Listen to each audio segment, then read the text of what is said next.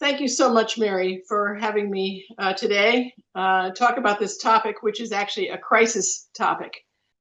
So this report is about the future of AI in home care. And you might wonder why write such a report.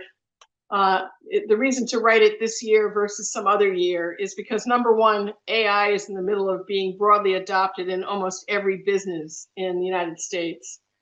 And the second reason is the home care industry is in a serious crisis right now, with a disconnect between the growth of the population of the baby boomers, that is, all 76 million of them, as they approach 80. And the problem is, can older adults be successfully cared for by their families? Will they need home care? And the other point I think that's worth making here is that this is an industry in which the care recipient and the caregiver is in a one-to-one relationship. That is, there is one caregiver for a care recipient. Unlike other industries that are similar, such as senior living, nursing homes, which have one caregiver to many care recipients, that's not the case in this industry.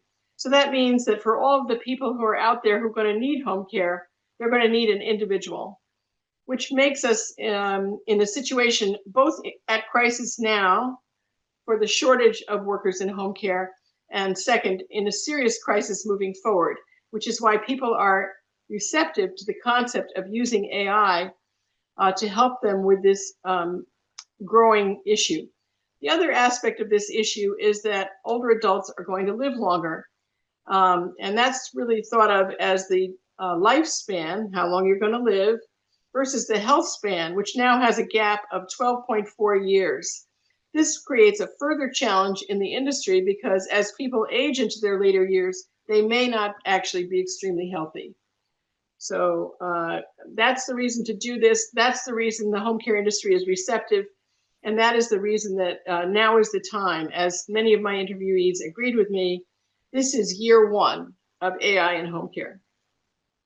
So taking a look at this slide is a cycle of the needs of care recipients for what home care offers them. So they need assistance in dealing with food, they need transportation help, they potentially need access to stable housing, they may need to go to the emergency room and come home, they may need transitional care as they come out of an emergency room, which is where home health care fits in. And they may need all kinds of preventive services and chronic disease management capabilities as just examples. This means there's a referral network that is not yet a really tight network of organizations and people who will help older adults as they age find the care they need. And if you think about the issue of, well, first of all, transportation is certainly an issue, but also the training of home care workers is another issue. It almost needs to be just-in-time training, partly because of the turnover in the home care industry, which at the moment is 79.2% industry-wide. 50% of agencies this past year are reporting that they have a shortage of workers, and they're just now beginning to think about pooling demand based on location, which is something I suggested in a report maybe 10 years ago. Maybe now is the time that they really want to do it. So the important thing to think about is the openness of this industry to a possible future model that is a hybrid of in-person care with technology. So taking a look at the generative AI applications that are useful in home care, let's think about the fact that what home care can help with. Certainly it can help with medication management, either handing a person a medication, which a home health worker could do, or reminding an individual to take a medication, which is a private duty home care worker could do.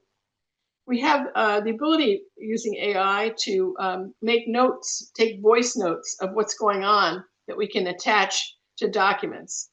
We have the opportunity now to also provide social engagement through voice and AI that is useful for older adults who only see a care worker for a portion of the day, and maybe not every day. We have the opportunity to offer more personalized client care that builds on the data about a person and generate a possible template for a care plan for that person.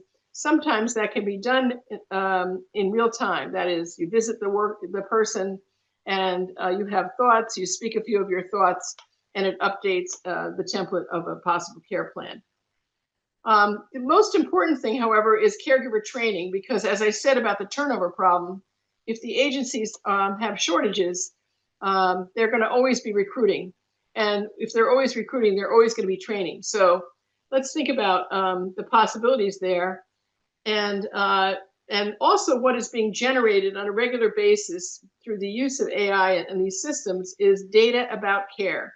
And once you have data about care, that becomes the best practice backbone for a home care agency, and also enables prediction about future changes based on changes in the data and whether other services are needed, other recruiting is required, and possibly other communication with families. I put up this slide because this is a very interesting market, which I personally experienced actually just yesterday, the growth of the AI note-taking market. So these are people are often, the people who have done this work in the past are referred to as scribes.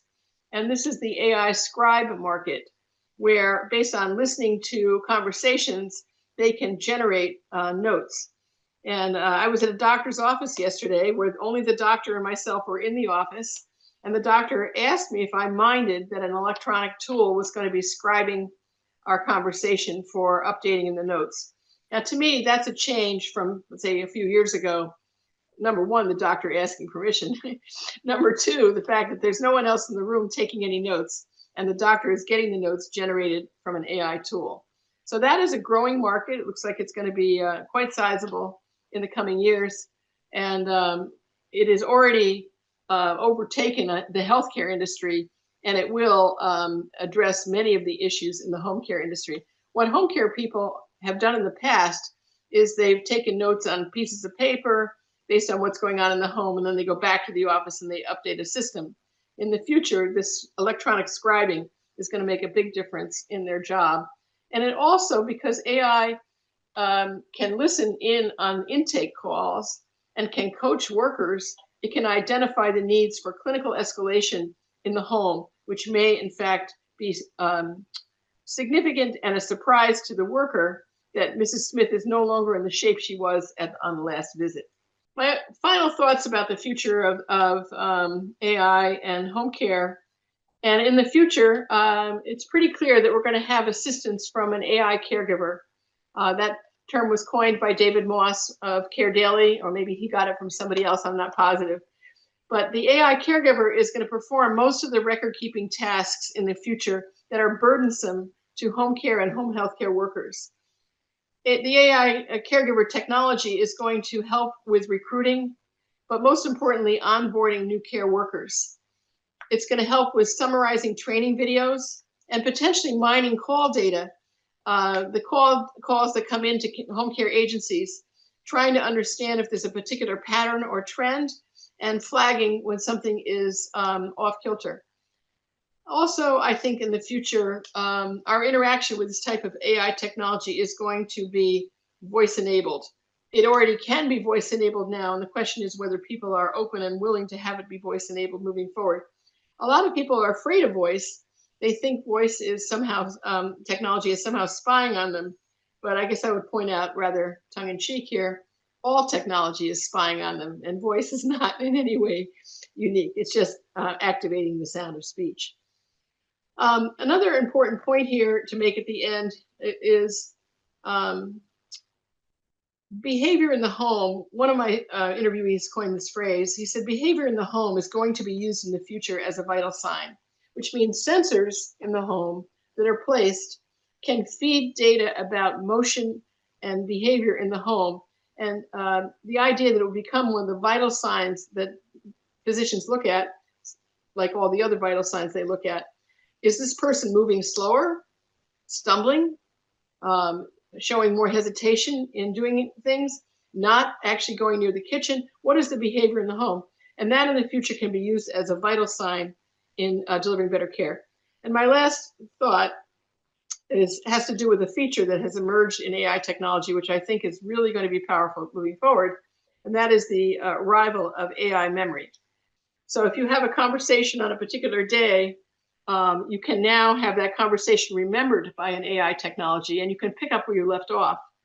And so this AI memory concept can help shape your future conversations, and potentially mitigate social isolation and help with reminders about things. But more to the point, it will shape future conversations based on the conversations that have been held in the past. And so I thank you.